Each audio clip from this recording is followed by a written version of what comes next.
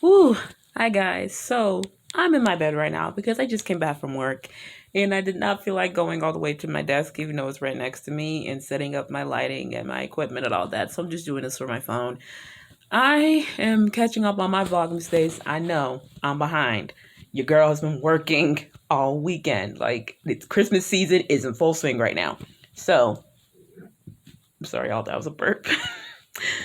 I'm going to give you guys my review for Selena, the series. Now, this series has been controversial ever since the trailer came out. Now, I've heard different things from people who have watched it, and I was like, you know what, let me just sit down and watch for myself. I watched all 9 episodes, and it wasn't bad, but it wasn't perfect. I say that because it felt like something was missing.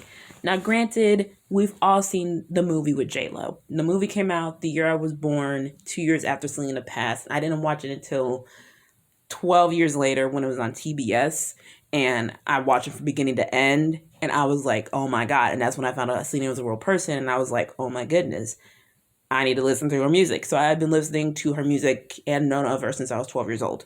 Now, when the trailer came out, I was like, okay, this is different.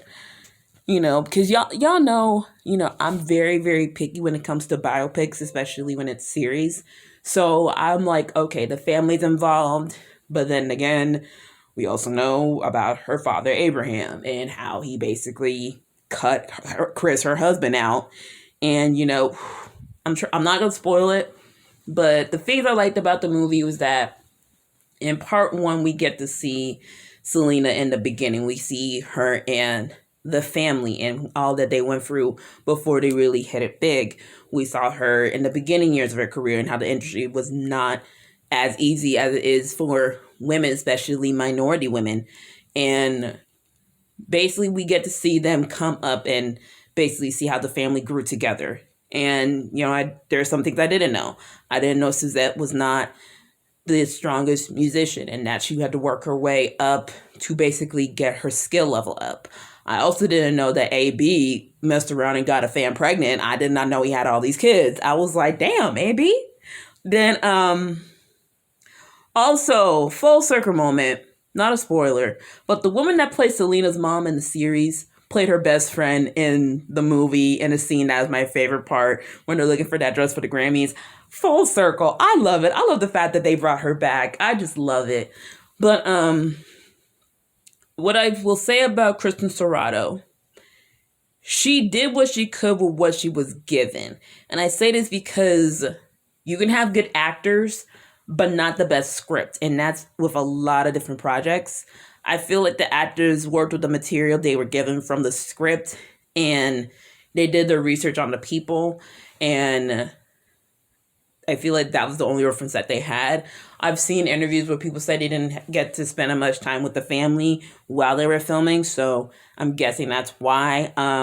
What I didn't like was probably the cheesiness of it all. I know that they made the series specifically for teenagers to introduce to a new generation, but the cheesiness of it all and the highlights of it is just one in particular, when Selena meets Chris. It gives me 2000s teen drama. I just, I couldn't.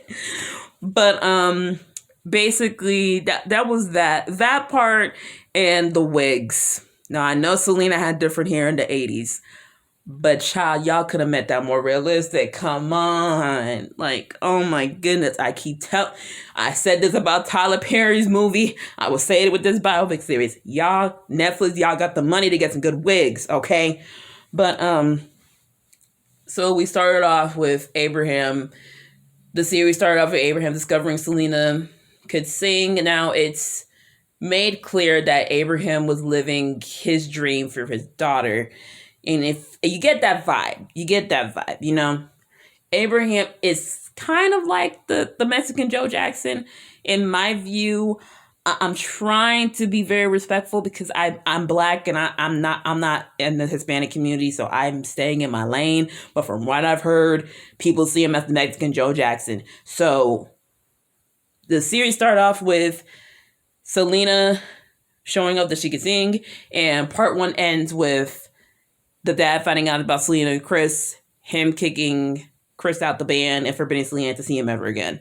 Now, from what I've read, this was 1992, because they immediately eloped after that, and they were married for almost 3 years.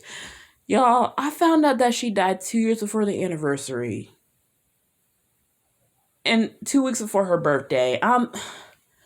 My God, hey, Yolanda, we're gonna get to this bitch, okay? We see that Yolanda had reached out to be the head of the fan club for Selena, right? I was one of those people that was like, girl, don't do it. Don't be calling her up. Like, I've been watching so many different like documentaries about Selena's death and basically how Yolanda weaseled her way in and how she tried to kill her multiple times. The fact that she's up for parole in like 5 years, child, nah. I'm not trying to sound threatening, but child, those fans will not let her survive the first 24 hours on the outside. I'm just saying. But child, part 2 about to be something.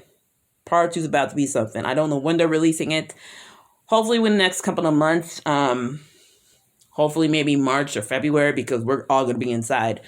So definitely, my rating, I say like a 5 out of 10. They tried, but it's just like, it felt something was missing. I'm not comparing it to the movie. It's just, it felt like there should have been some more stuff that I didn't know about Selena. So maybe we'll know more in part 2. Anyway, that's my review for the series. Let me know in the comments how you felt about it. This is your girl. Peace out.